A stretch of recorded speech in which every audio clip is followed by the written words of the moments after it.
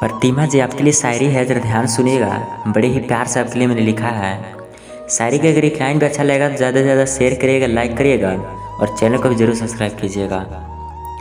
ख्वाहिश इतनी है बस की, ख्वाहिश इतनी है बस की, कुछ ऐसा मेरा नसीब हो।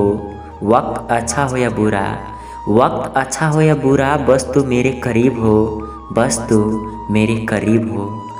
तू रूठी रूठी सी लगती है, तू रूठी रूठी सी लगती है, कोई तरकीब बता मनाने की। मैं ज़िंदगी गिरवी रख दूँगा, मैं ज़िंदगी गिरवी रख दूँगा, तू कीमत बता मुस्कुराने की, तू कीमत बता मुस्कुराने की।